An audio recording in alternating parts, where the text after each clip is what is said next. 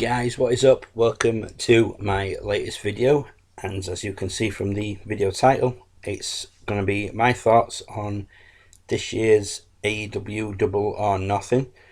It's been a while since I've done a pay-per-view review. To be fair, it's been that long I can't remember which pay-per-view I last reviewed, and it has been a while since I watched a sort of live pay-per-view. I've watched some others recently, but nothing that's like happened recently, if you know what I mean. The ones that have happened a while ago.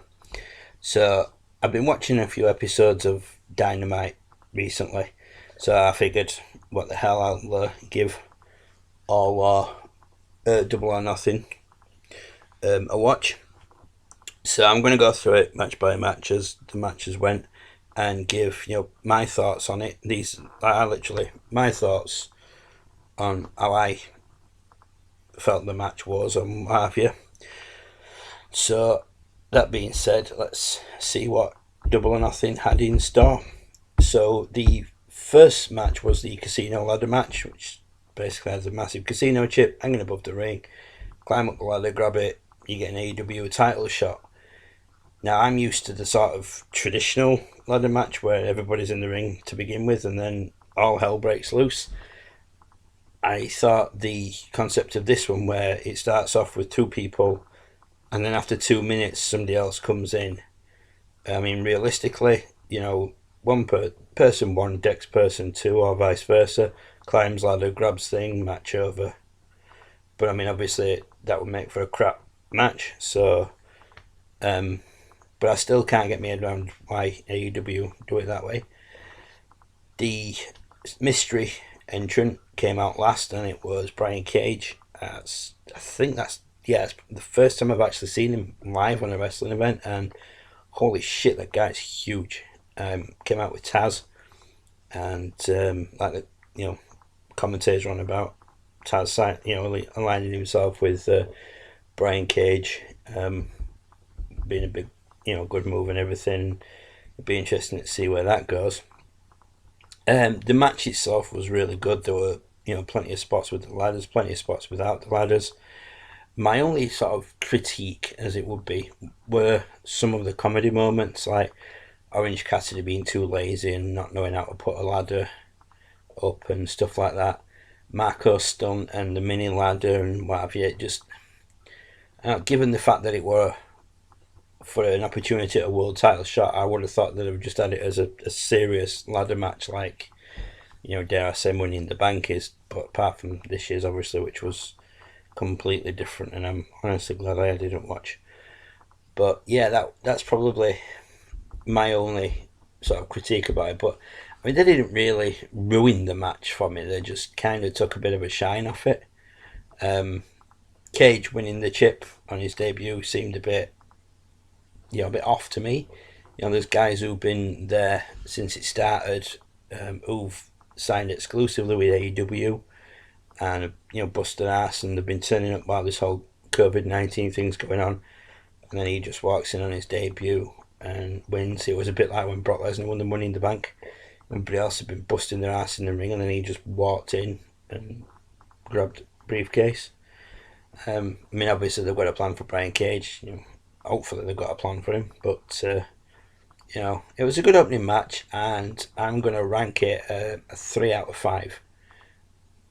Yeah, 3 out of 5 I think is probably a fair score for that one. MJF versus Jungle Boy.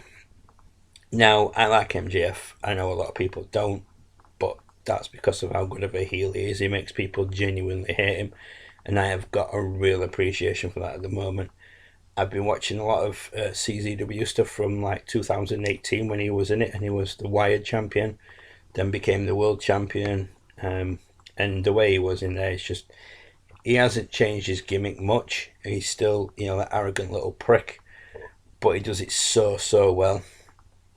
The match itself was really good. Both guys pulled off some amazing wrestling moves, some counters, there were high spots. It was absolutely amazing, and MJF getting the win fair and square too. There were no need for any sort of low blows or anything like that. He genuinely, pinned Jungle Boy. Really enjoyed it, thoroughly enjoyed this match. I'm going to give this a 4 out of 5, and that's how much I enjoyed it. I thought it was absolutely great match. Next up was the TNT Championship, Cody versus Lance Archer. I'm not going to mention anything about the belt. The entire internet has just been on fire since the minute the belt was shown on TV. Obviously, it became apparent during the match that the belt itself isn't finished. I am fortunate enough to say that I have been friends with the guy who made the belt on Facebook for years when he sort of first started getting into re-leathering, and now he's doing belts for, AEW. He did the tag team belts, and now he's done the TNT. When it's finished, I think it was going to look a hell of a lot better than it did on the night itself, Saturday night. It looked rough, but they sort of needed that physical belt there to award Cody. But once that belt's finished, I think it's going to look totally different. I think it will be a nice belt. The match itself was quite good. It seemed to drag on a bit, just my opinion. But yeah, I mean, it was good. There were some nice spots in it. Nothing too gimmicky, but it just seemed a bit like they built Archer up as this absolute monster, and then Cody just knocks him down, and beats him. I mean, it took a couple of his finishes, it took a couple of crossroads and stuff, but the way they built Archer up, I was convinced that Archer was going to win it. But, Cody won it.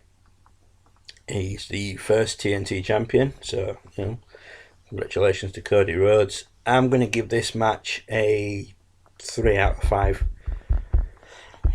Penelope Ford versus Chris Statlander was next.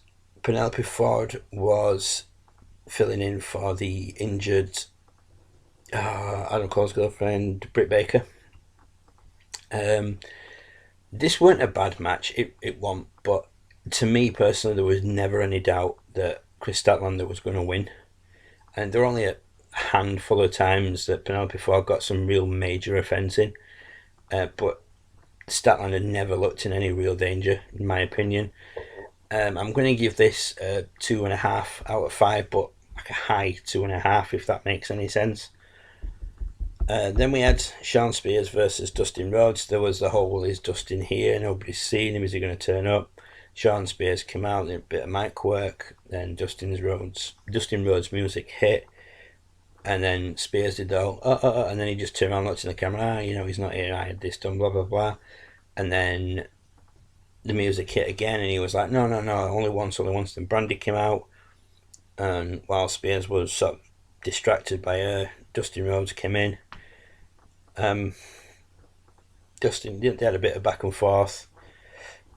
Dustin won, but I think if this had been done as a proper match rather than how they did execute it, it would have been better, and I probably would have enjoyed it more. But I'm going to give this a 2 out of 5. It was just the way they did it. Shawn Spears come out in his suit and then ended up leaving in his boxer shorts. It just, if they'd have had it as a proper match, I probably would have rated it higher, and it probably would have been better. Next up, the AEW Women's Championship was on the line as Hikaru Shida challenged Nyla Rose. Now, I have my own opinions on Rose. The biggest one is that she reminds me of Nia Jax, in that she is an absolute fucking liability from what I've heard. People getting injured left, right and centre when they've been wrestling her. So this was a no DQ match, which made it a bit of an interesting stipulation. And the bigger of the two women came out with a kendo stick. To me, that made no sense. You would have thought, I mean, alright, it might have been classed as racial stereotyping if the Japanese woman would have come out with a kendo stick, but you could have looked at it as an equaliser for the size difference. But no, the Native American came out with a kendo stick, or Singapore cane, or whatever you want to call it. It were an interesting match. I'll be honest, I was really glad that she'd have won. I'm going to give it a 3 out of 5. Not much more I'm going to say on that, because I don't really want to go into my feelings about Nyla Rose. It's nothing, I know what people are going to say. They're going to assume that it's because of certain things, but it's not. I just see her as an absolute liability, and just don't think she's that good. She does remind me of Nia Jax a lot, in that she's just strong. She just throws people around, and that's all she's got going. Next up was Mr. Brody Lee versus Jon Moxley for the AEW World Title match. I am a Jon Moxley fan, have been since his CZW days, was a Dean Ambrose fan, as anybody who's been watching my channel for a while will know. And so now he's gone back to Mox, and he's in AEW World Champion, sorry. I was well chuffed when I found out he'd beat Jericho for it. So this match itself was a brawl, and I expected absolutely nothing less. Both guys beat the shit out of each other. The one big surprise about this was how Mox retained the title, and that was by submission. I was expecting 2, 3, 4, finishes. I can never say it properly. Paradigm shift. I can never pronounce it properly. But yeah, dirty deeds as we would have known it back in the day. But yeah, I really enjoyed this match, even though they spent a lot of the time outside brawling around and not so much time in the ring. I'm gonna give this one a 4 out of 5 as well, purely because there were times when you thought that Mox's title reign was in jeopardy, but he kept getting up and doing what he does, and it all worked out quite well for him in the end. He retained, like I said. So yeah, I'm going to give it a 4. So these are my own personal thoughts, reviews, ratings, whatever you want to call them. And people out there will be like, oh no, it went that, blah blah blah. But these are just what I feel. Now, next up, the last match was the Inner Circle versus the Elite with Matt Hardy in a Stadium Stampede match. Now, this was ridiculous.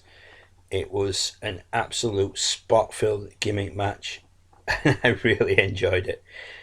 It was as far from a wrestling match as you could get. It was just daft. After everything else that happened that night, you'd had some decent wrestling matches. You just had the world title match.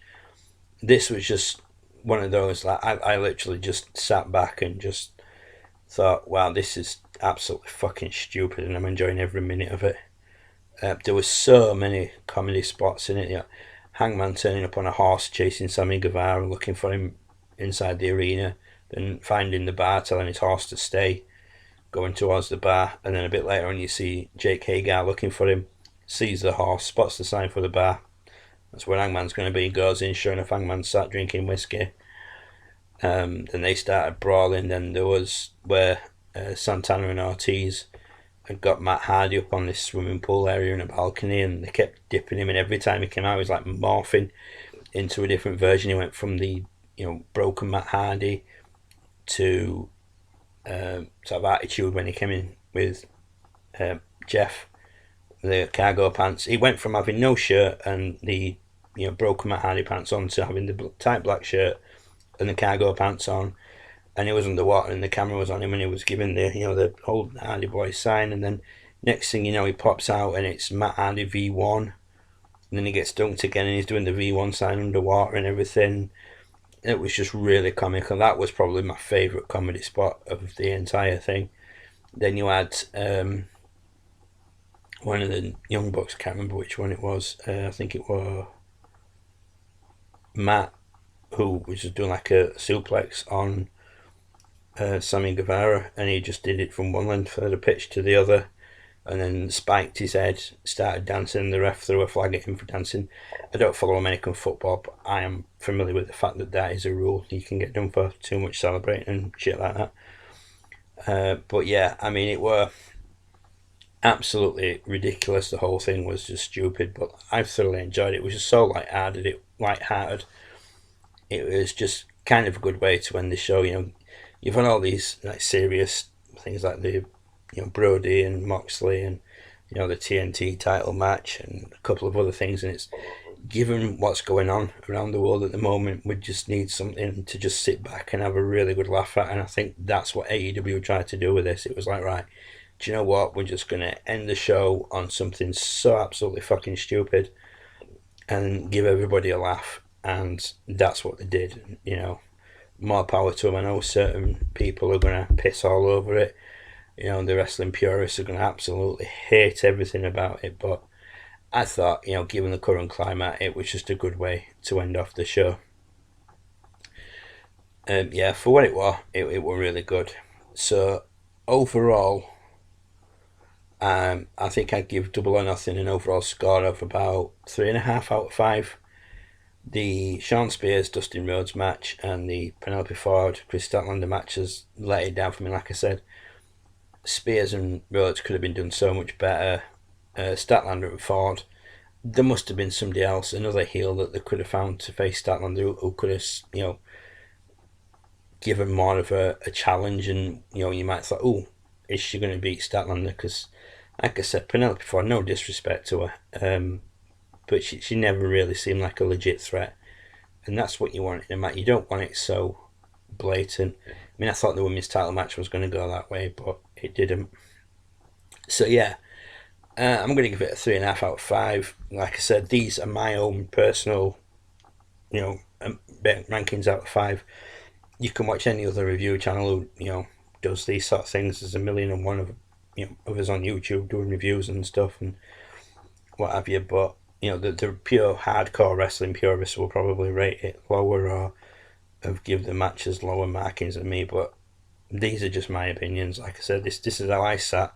Literally just sat down, cup of tea, watched it, paused it, made a brew in between matches, carried on, made a couple of notes and stuff because, as I've explained before, my memory's crap. But yeah, I enjoyed it for what it was. I stand by my 3.5 out of 5. Like I say, had the Spears and Dustin matches and Chris Statlander had a more legitimate opponent, it could have been higher. But yeah, I enjoyed the pay-per-view. I don't regret 1 minute of watching it. Unlike WrestleMania, I only watched night 1. I couldn't bring myself to watch night 2 because I had every intention of doing a review of it and I just couldn't bring myself to it. I'm sorry, but it just weren't happening. So yeah, that is my thoughts on AEW Double or Nothing 2020. It's only a short video, I don't want to drone on. Like I said, I just wanted to throw up a quick review. I've literally just finished watching it, come upstairs straight away and filmed it like I used to do back in the day when I was a bit more on the ball on YouTube. You may have noticed a few of my videos recently have been sort of ones that I put together of championship histories, wrestlers, championship histories and stuff like that. It's just something I wanted to do. It's a little bit different. My friend Josh on OWO's done similar sort of things with wrestlers, and I figured I could do a few of them with wrestlers that I like. So there's a couple up already. There's some more that are done, ready to go up. So I hope you're liking those. I will have my Blu-ray pickup video soon. I've just got one or two to arrive, hopefully by the end of the month, and then I'll be able to do that one. I have got some wrestling merchandise that has arrived, so keep your eyes peeled. I'll be doing a quick video about that probably. So yeah, until those guys, thank you for watching. As always, I say it and I always mean it, thank you for taking the time to subscribe. If you haven't subscribed, please feel free. I'm chasing to get to 200. I'd like to get to 200 subscribers and then see how I get from there. Congratulations to my friend Y, who's just hit 200 subscribers. It's long overdue, mate. You do some great stuff, so if you haven't seen it, go check out Y's Stories. It's spelled WAIS and then just Stories. He does all sorts of stuff. He's met the Young Bucks, met Kenny Omega, all sorts. He has some really cool stuff on his channel, so yeah, go check him out. Congratulations to him. Like I say, I am chasing that magic 200 now. Hopefully I'll get there. So yeah, that'll do it, guys. Please stay safe. I know over here in the UK they've relaxed the social distancing, but use a bit of common sense. The quicker we all use common sense and try and keep us distance a bit, the quicker we'll see this thing out. So yeah, for everybody out there all over the world, no matter where you're watching from, please stay safe, and I hope you're all well, and I hope all your families are well. Until my next video, I'll leave it here, and I'll see you next time, guys. Bye for now.